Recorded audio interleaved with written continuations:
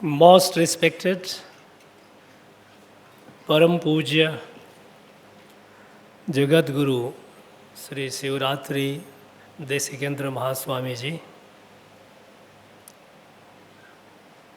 all the Swamijis present here,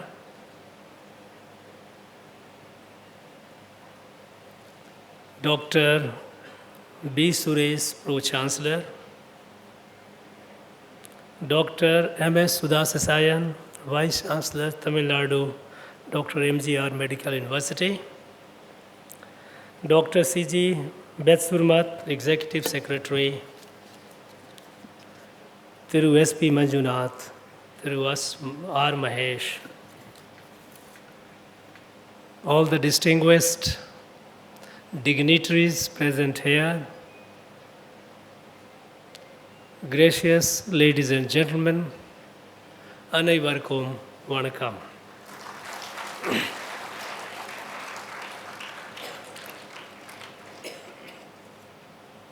At the very outset, I would like to express my gratitude to Mahaswamiji for giving me this opportunity to be associated with an event of JSS. It's a matter of pride, it's a matter of great satisfaction. This institution, for the last some 1,000 years,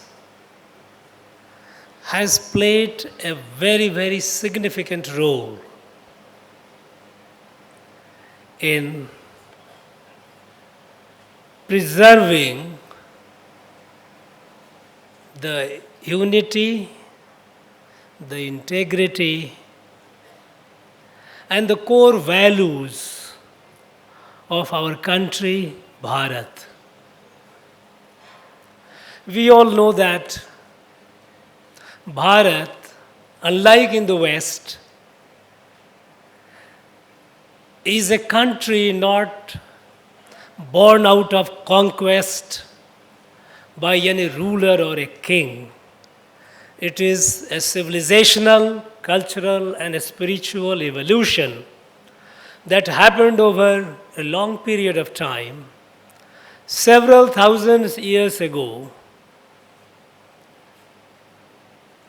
which has spread from north to south, east to west, and created this beautiful country called Bharat. And those civilizational values, culture, and a spiritual tradition is what is we call Sanatana Dharma. That is the identity of this country.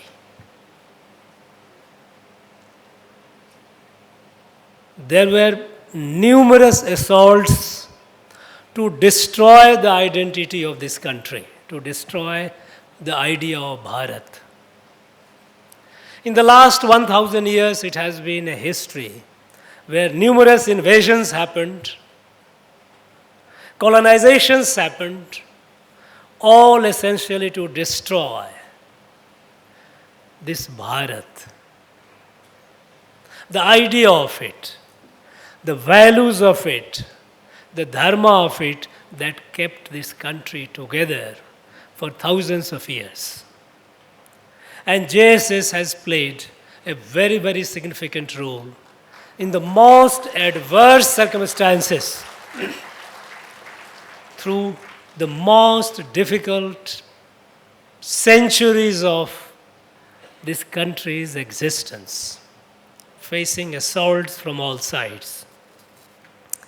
And so, I have a great respect, a great regard, I should call it a great reverence for the institution which has done it, this incredible job, carried on this incredible responsibility for such a long time.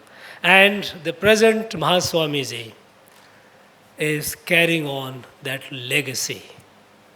My humble pranam, my deepest sense of gratitude to him and all those who are associated with him. After our country became independent, and when we set on the modern education, again in that backdrop, the modern education which was largely inspired by the Western system of education,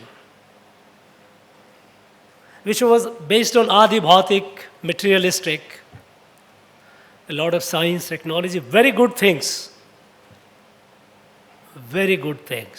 to learn. But that's not the end of it. In true Indian tradition, to true Bharatiya parampara, we needed to have educational system which is rooted in our ancient values and at the same time embracing the best of the modern science and technology. Much later, Swami Vivekananda mentioned that what kind of Bharat he wanted. What kind of Bharat was needed, not only for the benefit of Bharat, but for the benefit for the whole world. He said, the Bharat of a dream is one whose muscles are made of iron, whose sinews are of steel, but whose brain is Vedantic. That is rooted in Sanatana Dharma, Sanatana Adhyatma, which believes that universality, every creation, element of creation is divine. There is no exclusivity. There is no one who is other. Everyone is part of this family. Whether not only the humans, but even animals, plants, even inanimate objects. Nothing is excluded. Nothing could be more inclusive philosophy or darshan than this. So while we need to grow materially, we need to grow in science and technology, we must not forget the core values which are rooted in our Sanatana Adhyatma, universality of the entire creation. And when it comes to yoga and naturopathy, these are part of it. Dr. Sudha Sasayan tried to explain in beautiful terms in modern explaining how going against the nature comes at a heavy cost. But in our Sanatana Adhyatma, it's not just nature, we take Srishti. The whole Srishti, we are part of it. When we say nature, invariably the connotation is animal and plant kingdom. It is entire creation, the Srishti. Human, the problem happens.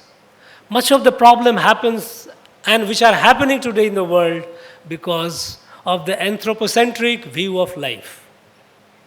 Anthropocentric view of life says that humans are at the center of creation, the Lord and Master of the creation. And the entire creation has been created for the enjoyment, for the benefit of the humans. And that is what led to all this reckless exploitation of natural resources. And in our urge, in our desire, in our competition to be the Lord and Master of the world, we destroyed the nature, we destroyed the climate. And we are at a point, at a place where the world is facing a looming disaster of climate crisis. This land where we stand today, what is today called Tamil Nadu, it has produced a large number of yogis and siddhas. In the tradition of Patanjali, we have Tirumular. Several thousand years ago, he talked about yoga. Gorakhnath, great yogi who traveled from here to, in the east to Tripura, west to Peshawar, all over the country, the larger Bharat, and he carried the message of yoga. This yoga is not just asanas, is not just some physical exercises.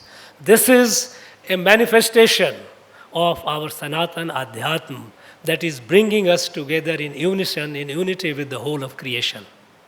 When we live and conduct ourselves according to the laws of creation, there is a harmony, there is a beauty. Our Puja, Param Puja Swami Mahaswamiji mentioned about achar, vichar, ahar. Very important. In the Bhagavad Gita, Lord Sri Krishna says, Yukta ahara viharasya, yukta chestasya karmasu, yukta swapna bodhasya, yogo bhavati dukha. This is precisely what it said. Be in unison with your achar, vichar, vyavhar, ahar, it all. And then we are happy, we are healthy. Today, the world takes our country far more seriously. Yoga is accepted all over the world. There is a competition among the countries to celebrate the Yoga Day.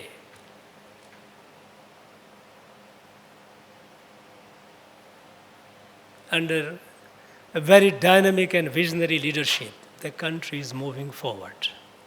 Moving forward with a great determination, with a resolve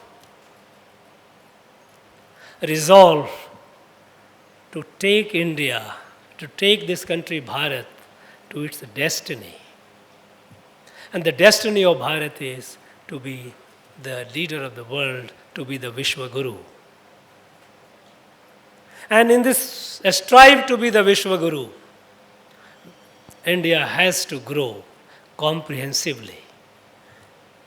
While in the field of science and technology, our scientists, our engineers, our entrepreneurs are doing wonders, achieving incredible feats. But that's not enough. If we grow only in science and technology, we will be a poor imitation of the West. That is not the answer to the larger problem of humanity and the creation. We have to have resurgence of our Indian system of knowledge. And in this Indian system of knowledge, yoga and naturopathy are very, very crucial.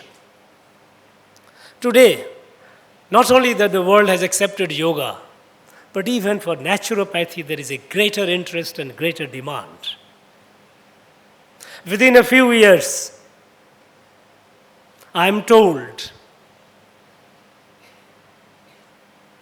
that the market, the global market for Ayush has grown to about $18 billion. In the COVID, many countries, they approached us. Not only that, we helped them with the COVID vaccine and the medicine, modern medicine, but there was a greater interest in the world in the alternative system of well-being and treatment. And so we also helped the world with our medicine, indigenous medicines. Medicines born out of our indigenous system, Ayurveda. There is a greater acceptance, and I have no doubt that in years to come, it will have far, far greater acceptance. It is having greater acceptance because our country today is confident, is self-confident. Self-confidence is not arrogance. We are humble. When the pandemic came, we had our problems, but we reached out to the people across the world and we gave vaccines and medicines to more than 150 countries in this world. This was all. This is a true character of Bharat. This is the true nature of Bharat. When we say Vasudhaiva Kutumbakam, Sarve Bhavantu Sukhina, it was in that spirit. It is not born out of politics or diplomacy. It is born out of our Sanatana Adhyatma. That we look at every fellow human being everywhere, any part of the world, as our own self and do the best, whatever we can within our resources. In this tradition, the JSS, this Institute of Naturopathy and Yogic Sciences, has been doing a great work. Very, very significant. It is carrying that flag of this country to its countrymen and women and also to the rest of the world. The number of teachers that this institution will produce, they will be serving the people across the world. And in the coming decades, coming years and decades, with the greater demand, we should be able to meet the requirement. And towards that, this institution is doing a great job. And today, inauguration of a new building, the hostel, is something that it will further add to its capacity to produce more teachers, more doctors of naturopathy and yoga, and able to serve the humanity. Friends, while our country is moving ahead, and moving ahead with a clear goal, not only a clear goal, but a clear timeline. Growth can keep happening. But if it keeps happening at an incremental pace, that is not going to help us. We have to grow. We have to transform this country so that this country is able to reach its destiny, to attain its destiny. There has to be a timeline. And that is what the Honorable Prime Minister, when he set the timeline on this latest Independence Day of Amrit Kal, this next 20 years of Amrit Kal, beautiful term, the country's resurgence. By 2047, when the country would be celebrating, the countrymen and women would be celebrating the 100 years of independence, the country should be where it deserves to be.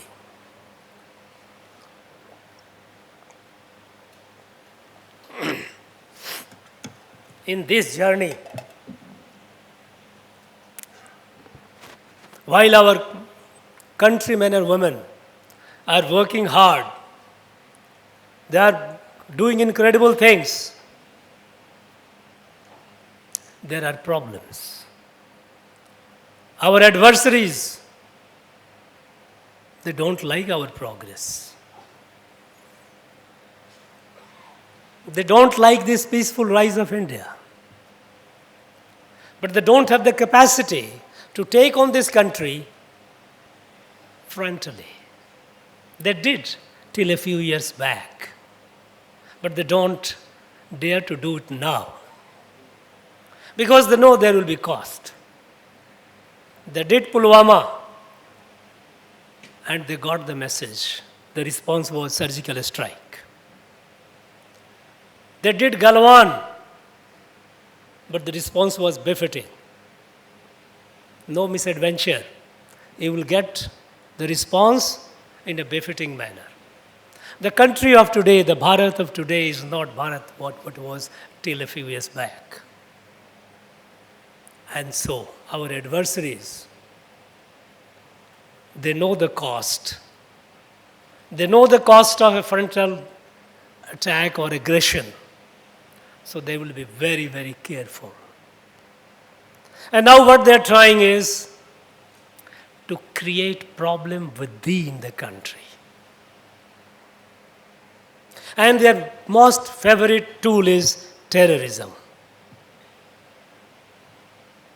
Create terror modules, cause terror attacks, and thereby demoralize the people of this country. What does terrorism does? We all know that terrorism or terror is a proxy war. It doesn't fight the frontal combat. They do it in a most sinister and secret way. But they do it in a way they know that the impact is that it terrorizes the people, demoralizes the people.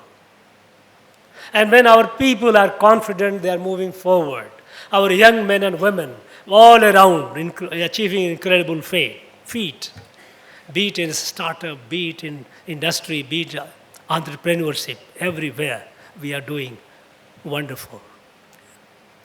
At this time, to demoralize the people. So, get back to the old tactics, the low cost of creating terror attacks. We need to be very alert. In this country, it is a plural democracy. There are several political parties, several ideologies. And it is perfectly fine that political parties, to their opponents, they take on politically within the bounds of the constitutional propriety. Make noise as much as you can, each one, perfectly fine.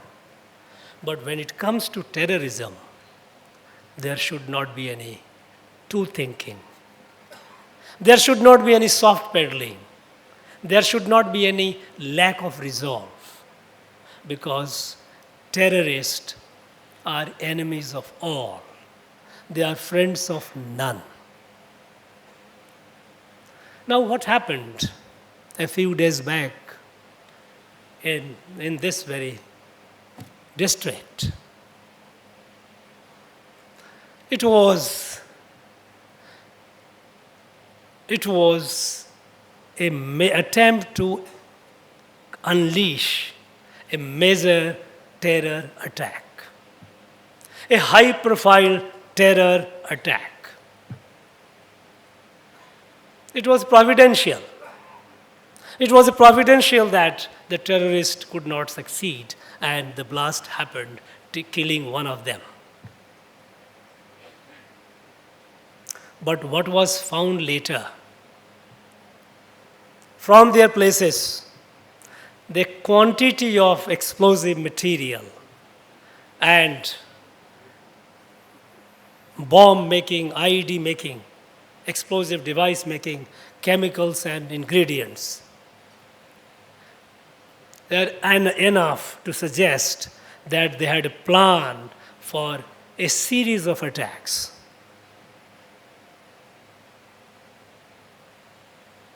You know, some time back, an organization which was a very, very dangerous, a terrorist organization which was banned by the government of India.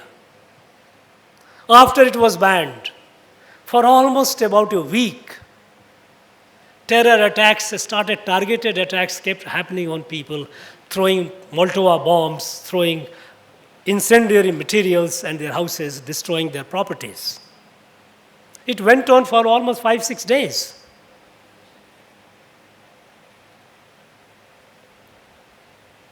These are very, very serious incidents, not to be taken lightly, not to be taken in isolation.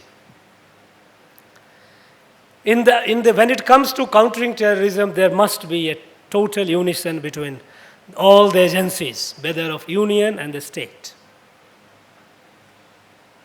Because we know that the terrorists, they do not work in isolation. They are a part of a larger network.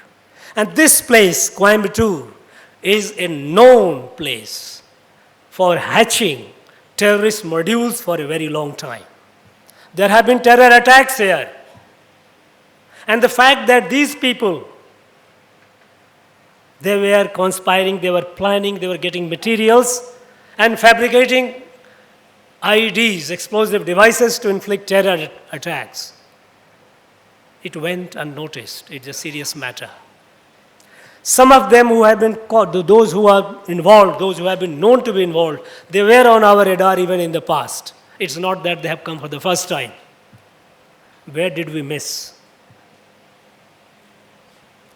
Did we lose our monitoring system? We know that from this place, people have been trained and groomed to Iraq, Syria, Afghanistan.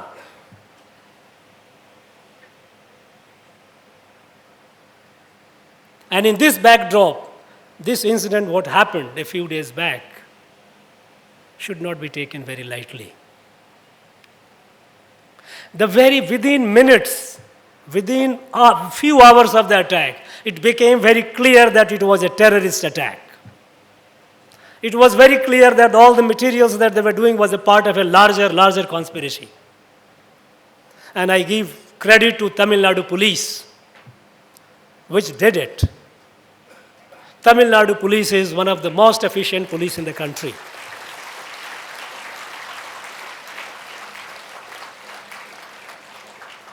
But the question is, when they got it within hours, why did it take 4 days, more than 4 days, to bring the NIA? We all know that in the terror attacks, time is very important. Terrorists would like to erase the tracks and trails of the conspiracy, of the planning. We gave them more than 4 days. Now, this is not the kind of message that we need to give to the terrorist. I think for the sake of the country, for the sake of the people, even if it is not for the sake of the God, let us not go soft on the terrorist, their plans. They are, as I said, they are enemies of the people, enemies of humanity. They are not friends of anyone. Tamil Nadu police did an excellent job, but Tamil Nadu police is an instrument. Tamil Nadu police cannot communicate with NIA and ask them to come. But those who were supposed to take the decision, they took more than 4 days. I do not like to dwell more on it. I, as a Deputy National Security Advisor, when I did the work, I was getting materials. I did compilation of the working of the terror modules. Tamil Nadu police gave me excellent material. I know them. I know how professionally competent and efficient they are. The Popular Front of India is a terrorist organization. And it is the Tamil Nadu police which gave me the material when I was a Deputy National Security Advisor. Perhaps the largest and most reliable material. There were very few other state police who gave me that much. So, here, the law enforcement agency knows they are capable. They need a free hand. And they must be given that free hand. Because when it comes to terrorism, I don't think we need to go soft on it. Our country is at a cusp. It has already taken a journey forward. It is moving forward. This is irreversible. But those who try to sabotage it by the act of terror, they will not succeed. My appeal to others is not to go soft on it, not to dither or give a message which can be ambiguous. When it comes to terrorism or terrorists, we must be one, we must be clear-headed, we must be decisive, we must be tough in our words, in our actions. This is very, very important. Friends, today, at this very salubrious and beautiful campus of this institute, JSS Institute, when I entered, I felt quite blissful. When I saw the exhibition, I was quite enlightened. And I'm sure, with the blessings of Mahaswamiji, and with the cooperation of all, this institution will grow to greater heights. Greater heights, and take this country where the country should go, where the country should reach. I have no doubt about it. I wish this institution the very best. I wish all the people, those who are associated with it, all the very best. You are the flag bearer of the country. You are the flag bearer of the humanity. You are the flag bearer of our Sanatana Adhyatma. Carry it on. My best wishes to all of you. Thank you very much. Jai Bharat.